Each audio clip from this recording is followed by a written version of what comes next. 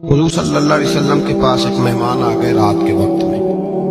جب وہ آئے تو حضور نے پوچھا کھانا کھانا ہے؟ تم نے کہا کھانا ہے. جھوٹ اور بھوک کو جمع کرنا منع ہے. کہا جی کھانا ہے. تو حضور صلی اللہ علیہ وسلم نے فرمایا ازواج مطہرات کے گھروں میں پتہ کرو کچھ ہے. حضرت ام سلمہ کے گھر میں پتہ کیا تو کہا یا رسول اللہ 4 دن سے روٹی نہیں پکی. حضرت زینب سے پوچھا تو کہا حضور کئی دن سے چولہا ہی نہیں جلایا. حضرت عائشہ صدیقہ، حضرت میمونہ، حضرت سودا، تمام گھروں سے بظاہر یہ دو جہاں کے شاہ ہیں پر باز کچھ رکھتے نہیں. دو جہاں کی نعمتیں ہیں ان کے خالی ہاتھ میں. ہر چیز ہے پر فقر اختیاری ہے. کوئی شے نہ ملی. نبی پاک صلی اللہ علیہ وسلم نے مسجد میں اعلان کیا، فرمایا کون ہے جو میرے مہمان کو روٹی کھلائے.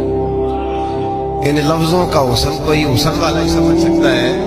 فرمایا کون ہے جو میرے مہمان کو کھانا کھلائے. تو ایک صحابی لے گئے اور اٹھے. وہ صحابی جو صحابہ میں غریب تھے، ایک انصاری جو غریب آدمی تھے. اگرچہ میرے محبوب کے غلاموں میں جو بڑے امیر تھے وہ بھی خرچ کرنے میں بڑے آگے تھے.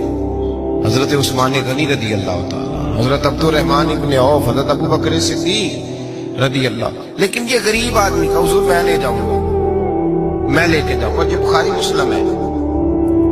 حضور نے فرمایا لے جاؤ. وہ اب صحابی گھر لے گئے اور بیوی سے مشورہ کیا. بات پہ غور کرنا، ہر چیز کی بھوک دیکھی جا سکتی ہے، بچوں کی نہیں دیکھی جا سکتی.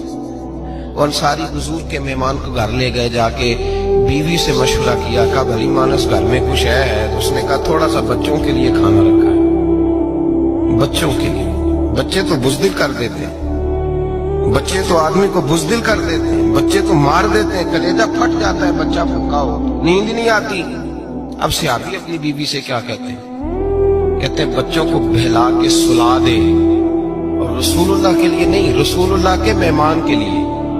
بھائی نبی پاک کے لیے نہیں، حضور کے. تجھ سے در در سے سگ اور سگ سے ہے مجھ کو نسبت.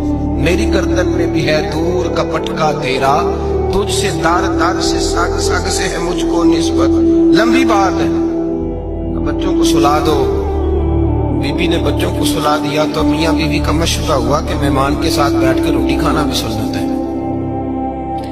تو اب مہمان کے ساتھ بیٹھ کے کھانا بھی ہے تو کھانا ہے ایک تو آدمی کا.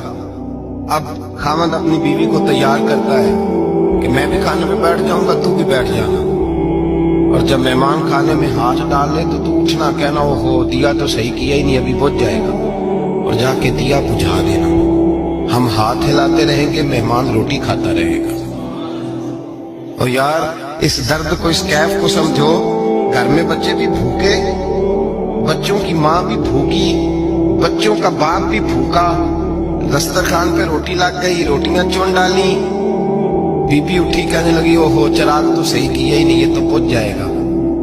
حوصلے مند بی بی جس نے بچے بھوکے سلا دیے.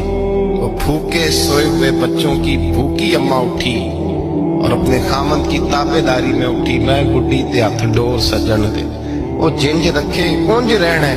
اٹھی اور اس نے نہ دیا تھی کرنے کے بہانے بجھا دیا. مہمان روٹی کھاتا رہا اور رسول اللہ کے نوکر قربانی دیتے رہے.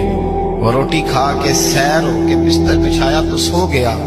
یہ میاں بیوی ساری رات بچوں کی طرف دیکھتے رہے اور غور کرتے رہے اور راضی رہے کہ ہم نے حضور کا فریضہ نبھایا ہے. قربان جاؤں محبوب پہ بے خبر ہو جو غلاموں سے، وہ آقا کیا ہے. وہ صحابہ وہ اگر قربانیاں دیتے تھے تو جو اعزاز ملتا تھا وہ بھی بڑا شان والا ہے. صحابی کہتے ہیں میں فجر کی نماز پڑھنے مسجد آیا، پہلا قدم رکھا تو میرے کریم بولے. حضور نے فرمایا رات جو تو نے اور تیری بیوی نے عمل کیا ہے خدا کو بھی بڑا پسند آیا ہے، محمد مصطفیٰ کو بھی بڑا پسند آیا. اور پھر ایک لفظ اور ہے حدیث میں، ایک روایت میں کچھ جملے اور بھی ہیں. حضور نے فرمایا جب تو اور تیری بیوی رات مہمان کے ساتھ احسان کر رہے تھے نا تو عرش کا مالک تمہیں مسکرا مسکرا کے دیکھ رہا تھا. رب تمہیں دیکھ کے مسکرا رہا تھا. رب تمہیں دیکھ کے مسکرا. در دامنی پہ شیخ ہماری نہ جائیے، ہم دامن نہ چھوڑ دیں تو فرشتے وضو کریں. پر میں وہ مسکرا رہا تھا کہ میرے بندے میرے رسول کی رضا کے لیے کیا کر رہے ہیں.